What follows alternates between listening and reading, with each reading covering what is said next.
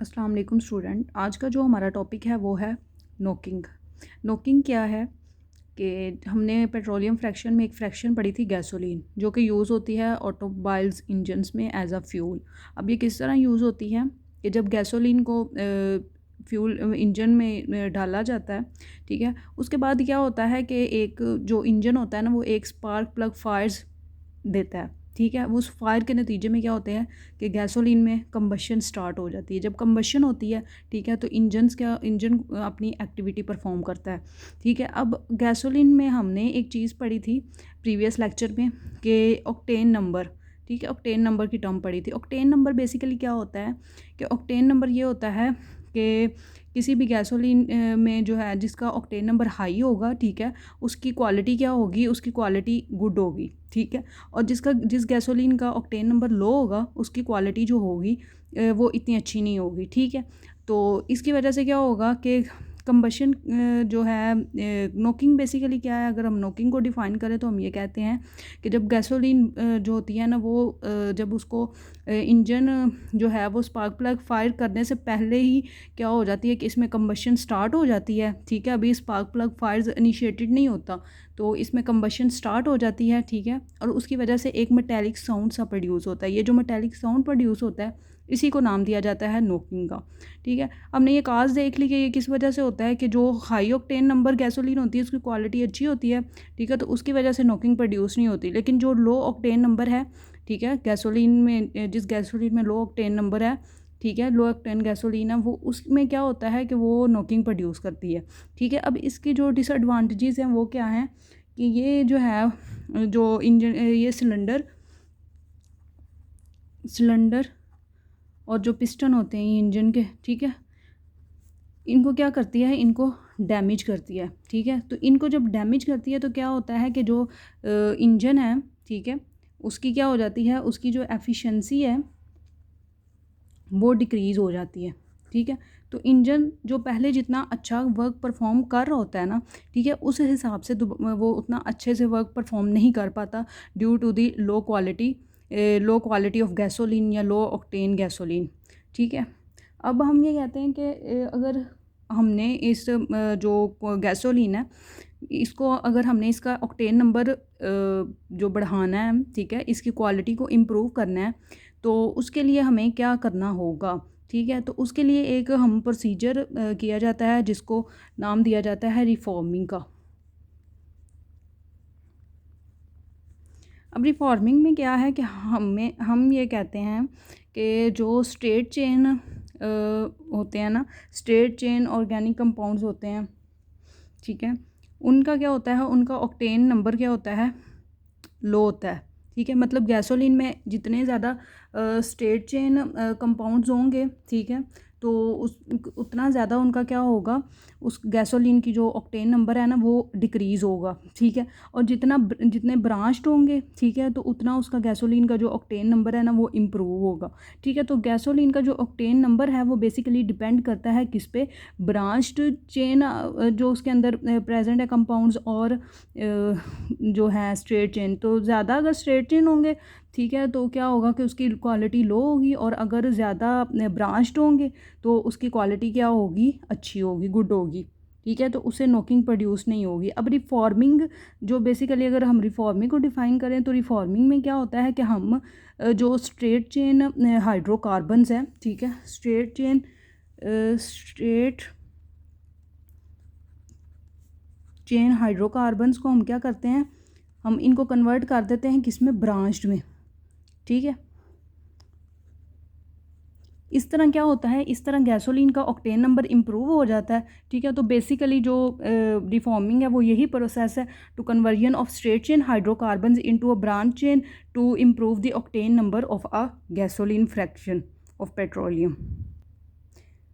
अब हम ये बात करते हैं कि जो रिफॉर्मिंग का प्रोसेस है, ठीक है, तो उसमें उसको किस तरह परफॉर्म किया जाता है, हम किस तरह स्ट्रेट चेन हाइड्रोकार्बन्स को ब्रांच्ड चेन में कन्वर्ट करते हैं। ठीक है, तो हम इनको क्या करते हैं कि जो स्ट्रेट चेन होते हैं ना, इनको हम क्या करते हैं, इनको हम हीट करते हैं। ठीक है, हीट करते हैं हाई टेम्परेचर पे। ठीक है, इन द प्रीसेंस ऑफ कैटालिस्ट। ठीक है, हम कैटालिस्ट यूज़ करते हैं, और in the absence of oxygen, in the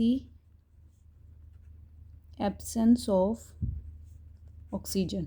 ठीक है, तो हम क्या करते हैं, अगर रिफॉर्मिंग को हम डिफाइन करें तो हम कहते हैं the conversion of straight chain hydrocarbons into branched chain by heating them in the absence of oxygen and in the presence of catalyst. तो इस सारे प्रोसेस को हम नाम देंगे रिफॉर्मिंग का। हमारी जो बुक है, ठीक है, टेक्स्ट बुक है, उसमें एक एग्जाम्पल भी डिस्कस की गई है। सी एन ऑक्टेन, ठीक है, जिस तरह हम जानते हैं कि ऑक्टेन जो है वो 8 कार्बन हाइड्रोकार्बन के लिए यूज़ होता है, 8 कार्बन कंपाउंड के लिए। ठीक है, तो हम इसको शॉर्ट फॉर्म में इस तरह लिख देते हैं। ठीक है, तो ये क्या है, इसको नाम दिया जाता है एन ऑक्टेन का। ठीक है, ये क्या है, ये एक स्ट्रेट चेन कंपाउंड है, स्ट्रेट चेन हाइड्रोकार्बन है। ठीक है, इसको हम क्या करेंगे, इसको हीट किया जाएगा in the presence of catalyst. ठीक है, कैटलिस्ट की मौजूदगी में इसको जब हम हीट करेंगे ना, तो इससे क्या होगा, इससे एक कंपाउंड बनेगा। ठीक है, वो ब्रांच वाला होगा। ठीक है, उसको भी देख लेते हैं कि किस तरह एक कंपाउंड बनेगा।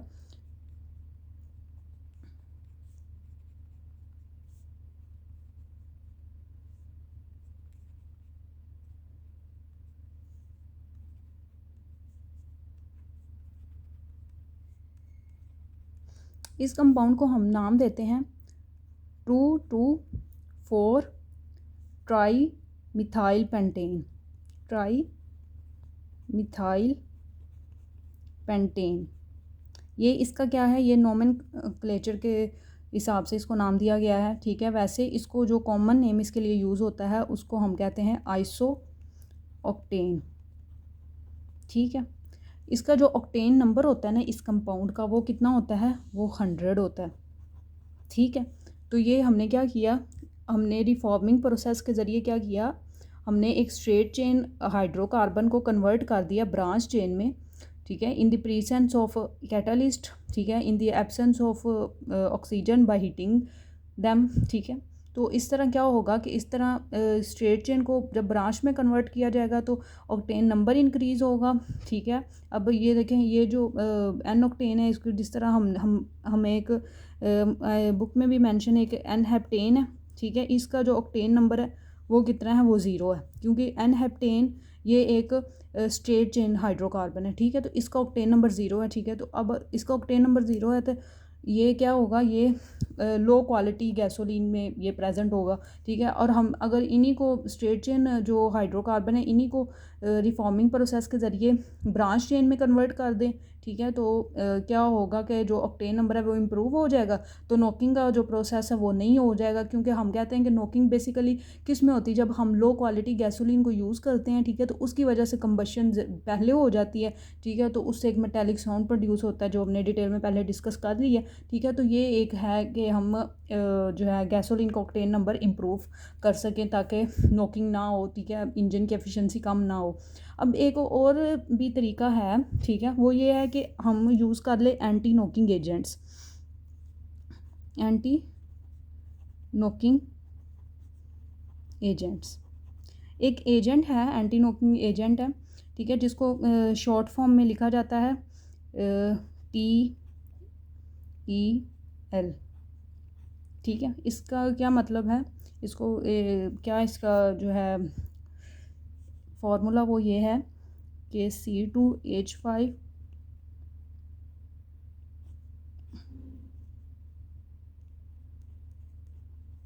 ठीक है, तो ये क्या है, ये है टेट्रा इथाइल, 4 इथाइल के ग्रुप्स हैं। ठीक है, ये किसके साथ अटैच है, लेड के साथ, ये PB लेड को शो करता है। ठीक है, तो ये कंपाउंड है जिसको हम नाम देते हैं ट्राई इथाइल लेड। ठीक है, ये एक एंटी नॉकिंग एजेंट है। ठीक है, इसको हम क्या करते हैं, इसको जो फ्यूल है गैसोलीन है उसके साथ क्या कर देते हैं, मिक्स कर देते हैं। ठीक है, तो ये क्या करता है, ये एक एफिशिएंट एंटी नॉकिंग एजेंट है, तो ये नॉकिंग को क्या कर देता है, रिड्यूस कर देता है, नॉकिंग को ख़त्म करने में हेल्प करता है। लेकिन अब ये इसका एडवांटेज तो है कि कि ये जो नॉकिंग है उसको ख़त्म कर रहा है, लेकिन इसका एक डिसएडवांटेज भी है। डिसएडवांटेज क्या है कि देखिए हमने ये बात की थी कि गैसोलीन जो होती है ना, वो जब उसकी कंबशन होती है ना एक इंजन के अंदर, तो उसके बाद क्या होता है, इंजन अपनी एक्टिविटी को परफॉर्म करता है। ठीक है, अब जब इसको हम गैसोलीन के साथ मिक्स करेंगे, ठीक है, और गैसोलीन की कंबशन होगी, तो जब इस कंपाउंड की भी साथ कंबशन होगी, जब इस कंपाउंड की कंबशन होगी तो इससे एक कंपाउंड बनेगा जिसको हम कहते हैं लेड ऑक्साइड। लेड ऑक्साइड, ठीक है। ये लेड ऑक्साइड क्या होता है, ये रिड्यूस होता है, इसकी रिडक्शन होती है, और ये किस में कन्वर्ट हो जाता है, ये मेटेलिक लेड में कन्वर्ट हो जाता है, मेटेलिक लेड में। ठीक है, और मेटेलिक लेड ये क्या है, ये डिस्चार्ज हो जाता है एयर में। ठीक है, जब ये एयर में चला जाएगा तो ये बहुत ज़्यादा सीरियस पोल्यूशन कॉज करेगा। ठीक है, तो ये इसका एक मेजर डिसएडवांटेज भी है। ठीक है, तो ये था हमारा नोकिंग, और हमने नोकिंग को डिस्कस किया डिटेल में। ठीक है, और उसकी काजेज़ को डिस्कस किया। ठीक है, और उसे जो डैमेज हुआ सिलेंडर और पिस्टन का उसको डिस्कस किया। फिर हमने ये डिस्कस किया कि हम इसको नोकिंग को किस तरह ख़त्म कर सकते हैं। ठीक है, तो हमने रिफॉर्मिंग का प्रोसेस यूज़ किया और एंटी नोकिंग एजेंट के बारे में डिस्कस किया। Thank you so much.